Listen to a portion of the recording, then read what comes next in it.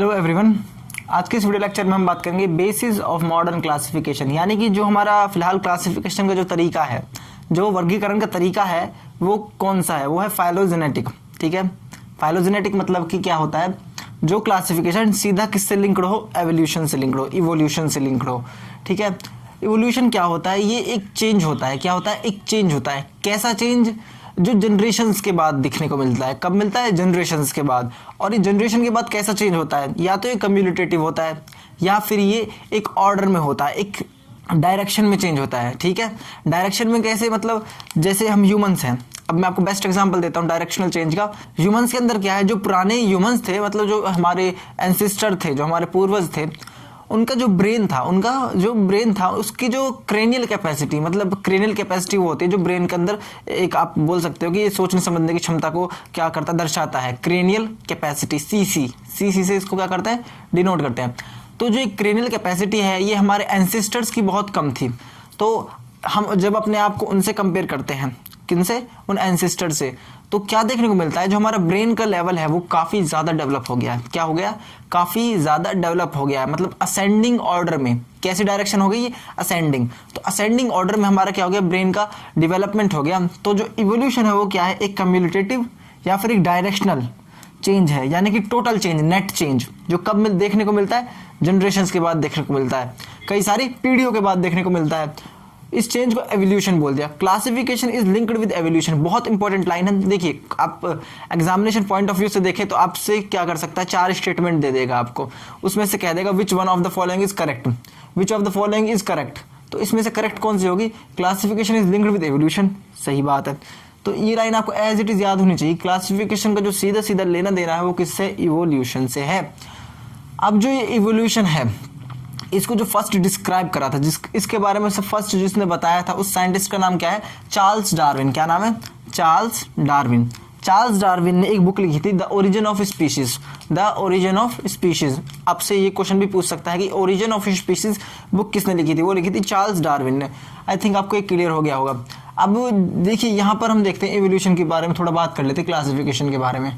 जो क्लासिफिकेशन है ये इवोल्यूशन पर ही बेस होना चाहिए, मतलब बेस्ड उस पर ही होना चाहिए, इसी पर इसकी नींव होनी चाहिए। किसकी, क्लासिफिकेशन की। किसके ऊपर, एवोल्यूशन के ऊपर। ऐसा ज़रूरी क्यों है, देखिए, जो हमारे पुराने ऑर्गेनिज्म थे, मतलब कि एक ही ऑर्गेनिज्म के जब आप बहुत सारे टाइम में पीछे जाओगे, जब टाइम में आप पीछे जाओगे तो देखोगे कि बहुत सारे चेंजेस आ गए हैं।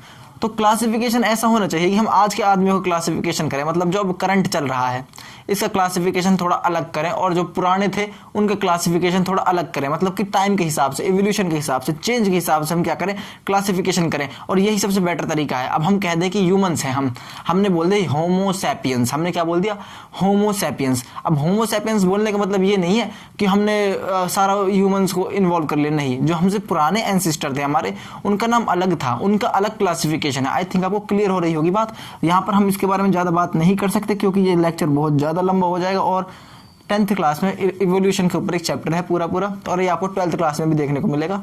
तो अभी जब हम 10th क्लास का चैप्टर कराएंगे उधर ये क्लियर करा दूंगा मैं आपको। तो यहाँ से हमें क्या देखने को मिलता है, जो ओल्डर ऑर्गेनिज्म थे, मतलब पुराने ऑर्गेनिज्म थे, वो कैसे थे, सिंपल। उनका जो स्ट्रक्चर था, उनकी जो संरचना थी वो कैसी थी, सरल थी। वहीं जो अब नए ऑर्गेनिज्म आ रहे हैं वो कैसे हैं, वो जटिल हैं। कैसे हैं, जटिल हैं, मतलब कॉम्प्लेक्स हैं। आई थिंक आपको क्लियर हो गया होगा। अब हम बात करेंगे कि क्लासिफिकेशन के बेसिस क्या होता है, किन बेसिस पर हमने क्लासिफिकेशन किया हुआ है, और ये इंपॉर्टेंट भी है। तो अभी हम उसी पर आगे बढ़ेंगे गाइज। चलिए गाइज, अब हम फटाफट देख लेते हैं क्लासिफिकेशन के बेसिस क्या क्या है, मतलब किस चीज़ पर इसकी नींव रखी गई है। वर्गीकरण की जो नींव है वो किन चीज़ों के ऊपर रखी गई है, क्या पैरामीटर्स हमने सेट करे हैं जिनकी वजह से हम क्लासिफिकेशन कर पा रहे हैं, और ये इंपॉर्टेंट भी है। देखिए, क्लासिफिकेशन करने के लिए हमारे पास मेनली 3 टाइप के क्या है, वर्गीकरण है, 3 टाइप्स ऑफ क्या है हमारे पास, बेसिस हैं। 3 बेसिक चीज़ें हैं हमारे पास। इससे हम क्या करेंगे, क्लासिफिकेशन में हेल्प होगी इससे हमारी, और इससे बेटर क्लासिफिकेशन होगा चीज़ों का, मतलब ऑर्गेनिज्म का। अच्छा क्या बोल सकते हो आप, एक क्लासिफिकेशन होगा कि ऑर्गेनिज्म को प्रॉपर कहाँ रखा जाना चाहिए। देखिए, उसके लिए हम क्या करेंगे, टाइप ऑफ सेल लेंगे। टाइप ऑफ सेल, अब टाइप ऑफ सेल क्या हो सकती है, या तो वो यूकैरियोटिक हो या वो प्रोकैरियोटिक हो। ठीक है, पहले हम क्या करेंगे, उसकी सेल को डिवाइड कर देंगे, मतलब कि सेल के बीच ही डिफरेंस देख लेंगे। यूकैरियोटिक वाले अलग जगह जाइए, प्रोकैरियोटिक वाले अलग जगह जाइए। तो अब यहाँ पर एक डिफरेंस, एक दीवार खड़ी कर दी हमने, किसके बीच में, ऑर्गेनिज्म के बीच में। किसका यूज करते हुए, टाइप ऑफ सेल के बीच में, टाइप ऑफ सेल का यूज़ करते हुए, मतलब हमने इस चीज़ का यूज़ कर लिया। अब देखिए पहला क्लासिफिकेशन हो गया एक तरीके से, हमने ऑर्गेनिज्म को अलग कर लिया। फर्स्ट पॉइंट पर हमने एक दीवार खड़ी कर दी, भाई यूकैरियोटिक वाले यहाँ जाइए, प्रोकैरियोटिक वाले यहाँ जाइए, बीच में दीवार है। अब इन प्रोकैरियोटिक वालों को हम अलग फर्दर पढ़ाई करेंगे, अब यूकैरियोटिक वालों को अलग। प्रोकैरियोटिक में तो क्या है, बस बैक्टीरिया वगैरह ही हैं, यहाँ पर बैक्टीरिया देखने को मिलता है, माइकोप्लाज्मा देखने को मिलते हैं, ये चीज़ें देखने को मिलती हैं प्रोकैरियोटिक में। इधर ज़्यादा नहीं, हम परेशान नहीं होंगे। इधर हम साइज देख सकते हैं, रिप्रोडक्शन देख सकते हैं, बाकी सारी चीज़ें अच्छी तरह देख सकते हैं किधर, प्रोकैरियोटिक के केस में। लेकिन अब बात आती है यूकैरियोटिक के केस में। अब यूकैरियोटिक के केस में ऐसे थोड़ी कि हमने बोल दिया कि यूकैरियोटिक सेल अलग जाइए तो अब सारा क्लासिफिकेशन हो गया, नहीं। अगर ऐसा होता तो हमसे ना तो कोई एनिमल कहता, ना हमसे कोई प्लांट कहता, क्योंकि हमसे सिर्फ यूकैरियोटिक सुनने को मिलता। यूकैरियोटिक, वी आर यूकैरियोटिक्स, बस। समझ आ रही बात? अब लेकिन हमें फर्दर डिवीजन भी करना है, क्योंकि यूकैरियोटिक सेल ऐसा नहीं है कि बस यूकैरियोटिक है, वो सिंगल सेल भी है, मल्टी सेलुलर भी है। किसी किसी बॉडी में वो बहुत ज़्यादा ऑर्गेनाइजेशन बना रही है, मतलब पूरा स्ट्रक्चर बना रही है, उसके टिश्यूज़ बन रहे हैं, ऑर्गन्स बन रहे हैं, बॉडी सिस्टम में है, पूरा बॉडी है उसकी। कुछ में बस कुछ सेल्स ही हैं। तो जो हमारा second number of classification, second basis of classification है वो है level of organisation. Second number of basis of classification क्या है हमारा? Level of organisation. Very important. Level of organisation मतलब क्या है? यूनिसेलुलर होगा या मल्टी सेलुलर होगा। अब हमने यूकैरियोटिक के बीच में जाके एक दीवार खड़ी कर दी, मल्टी सेलुलर वाले इधर जाइए, यूनिसेलुलर वाले इधर रहिए, ठीक है। आई थिंक आपको चीज़ें क्लियर हो रही होंगी।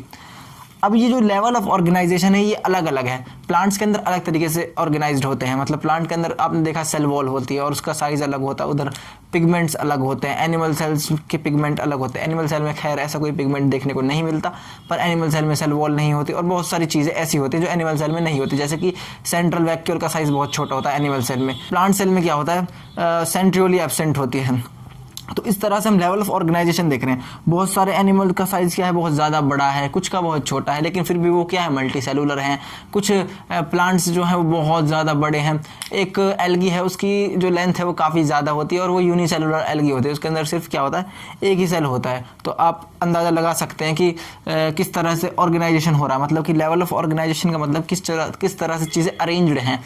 तो अरेंजमेंट के हिसाब से, किसका अरेंजमेंट, यहाँ पर हमने देखा सेल का अरेंजमेंट वो यूनिसेलुलर है या मल्टी सेलुलर है। अगर मल्टी सेलुलर है तो उसके अंदर क्या क्या है, इस चीज़ के ऊपर हम उसको क्या कर रहे हैं, डिवाइड कर रहे हैं। एक आ जाता है मोड ऑफ न्यूट्रिशन। अब मोड ऑफ न्यूट्रिशन बहुत काम का है। जो हमने पहले प्रोकैरियोटिक का ग्रुप डिवाइड करा था उसमें कुछ ऐसे हैं जो ऑटोट्रॉफ्स हैं, कुछ ऐसे हैं जो हेटेरोट्रॉफ हैं। अब जो ऑटोट्रॉफ है वो दो तरीके के होते हैं, एक होते कीमोसिंथेटिक, एक होते फोटोसिंथेटिक। तो देखिए हमने वहाँ पर भी डिवीजन कर दिया, मतलब हमने एक ऐसा पैरामीटर सेट कर दिया है जिसकी वजह से, जिसकी हेल्प से हम एक बढ़िया डिवीजन कर सकते हैं, एक बढ़िया वर्गीकरण कर सकते हैं, बढ़िया क्लासिफिकेशन कर सकते हैं। आई थिंक आपको ये क्लियर हुआ होगा और आज के बाद आपको इस चीज़ में डाउट नहीं रहेगा कि क्लासिफिकेशन कैसे किया जाता है। लेकिन गाइस आगे बढ़ने से पहले मैं आपको एक चीज़ बताना चाहता हूँ। हमारी एनसीईआरटी में एक टर्म दी हुई मेगा डाइवर्सिटी। मेगा मतलब बहुत विशाल का है, डाइवर्सिटी मतलब मैंने आपको बता दिया क्या होता है। डाइवर्सिटी मतलब कि जो ऑर्गेनिज्म है उनके बीच में विभिन्नताएं हैं, तो इस चीज़ को डाइवर्सिटी बोल दिया। तो जो डाइवर्सिटी है, मेगा डाइवर्सिटी, ये कहाँ पर है? आपको एग्जाम में क्वेश्चन पूछ सकता है। इस चैप्टर में बहुत सारे क्वेश्चन पूछे जा सकते हैं, इसलिए किसी भी चीज़ को हम इग्नोर नहीं कर सकते, क्योंकि 5 नंबर बहुत मैटर करता है। 5 नंबर आपका सिलेक्शन करवा भी सकता है और आपको बहुत पीछे भी कर सकता है। तो 5 नंबर फ्री के मिल रहे हैं इस चैप्टर में। फ्री के मतलब आप अगर मेहनती हो, अगर आप ठीक ठाक मेहनत कर लेते हो, देन ये नंबर आपके, आप ले जा सकते हैं इन नंबर्स को। बाकी जो सोचने वाले बच्चे हैं कि हमारा टेस्ट तो अभी हो जाएगा, हम तो कम पढ़ते हैं, हमें थोड़ा पढ़ने से याद हो जाता है, वो बच्चे ऐसे ख्वाब ना सजाएं, क्योंकि इस चैप्टर में आप ज़रूर चीज़ें भूलेंगे। ठीक है गाइज, आप ज़रूर चीज़ों को भूलेंगे और ये मेरी गारंटी है। तो इसको आप ना भूलें, इसलिए आप इन चीज़ों को ना भूलें, इसलिए आपको चीज़ों को बार बार पढ़ना होगा। तो हम बात कर रहे थे मेगा डाइवर्सिटी की। देखिए मेगा डाइवर्सिटी जो है, मैं जल्दी कर देता हूँ इसको ख़त्म। जो मेगा डाइवर्सिटी MD से मैंने इसको डिनोट कर लिया। ये कहाँ पर मिलता है? देखिए जो हमारी अर्थ है उस पर 2 लाइन जाती हैं। एक होती है ट्रॉपिक ऑफ कैंकर, उसको कोई लोग ट्रॉपिक ऑफ कैंसर बोलते हैं, कर्क रेखा। एक होती है ट्रॉपिक ऑफ कैप्रिकॉन। तो इनके बीच का जो एरिया है, देखिए ये वाला एरिया, मान लीजिए हमारी अर्थ है। अर्थ क्या है? एक स्फीयर है। क्या है? एक स्फीयर है। तो आप ऐसे समझिए, ऐसे जो ये वाला एरिया है, ये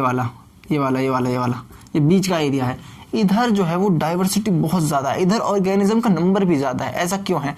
क्योंकि यहाँ पर डायरेक्ट सनलाइट पड़ती है। यहाँ पर क्या पड़ती है? डायरेक्ट सनलाइट पड़ती है। और जहाँ डायरेक्ट सनलाइट पड़ती है वहाँ पर प्लांट्स का जो ग्रोथ है वो बहुत ज़्यादा अच्छा होता है। और ऐसा नहीं है यहाँ पर सिर्फ सनलाइट ही पड़ती है, यहाँ पर बहुत सारे फैक्टर्स हैं। वहीं अगर आप यहाँ देखोगे पोल्स पर, देखिए ये पोल्स हो गए, ये पोल्स हो गए, ये नॉर्थ हो गया, ये मान लीजिए साउथ हो गया। तो जो ये पोल्स हैं यहाँ पर जो डेंसिटी है ऑर्गेनिज्म की वो बहुत कम है। ऐसा क्यों है? देखिए जैसे जैसे यहाँ पर देखिए सनलाइट बहुत ज़्यादा पड़ रही है इस एरिया पर, ट्रॉपिकल रीजन बोलते हैं, क्या बोलते हैं? Tropical region. तो यहाँ पर सनलाइट बहुत कम पड़ रही है, यहाँ पर बहुत ज़्यादा पड़ रही है, तो यहाँ पर ऑर्गेनिज्म का जो नंबर है वो अपने आप इंक्रीज होगा। वहीं अगर हम पोल्स की तरफ बढ़ना शुरू कर दें तो वहाँ पर ऑर्गेनिज्म का नंबर घटना चालू हो जाएगा। यहाँ पर कम होगा, यहाँ पर और कम होगा, यहाँ पर और कम होगा, यहाँ पर और कम होगा, यहाँ पर तो बिल्कुल ही कम होगा। तो यहाँ पोल्स पर तो वही मिलते हैं हमें, क्या मिलते हैं पोल्स पर? हमें मिलते हैं वो पोलर बियर वगैरह, सील्स वगैरह, वो वाले ऑर्गेनिज्म वहाँ पर ज़्यादा देखने को मिलते हैं। तो जो हमारी डाइवर्सिटी है, मेगा डाइवर्सिटी, वो कहाँ देखने को मिलती है? वो देखने को मिलती है ट्रॉपिकल रीजन्स में। करेक्ट आपसे कोई पूछे तो आप बोलोगे ट्रॉपिक ऑफ कैंकर या फिर ट्रॉपिक ऑफ कैंसर और ट्रॉपिक ऑफ कैप्रिकॉर्न के बीच में। आई थिंक आपको ये चीज़ क्लियर हो गई होगी, इंपॉर्टेंट था, बताना ज़रूरी था।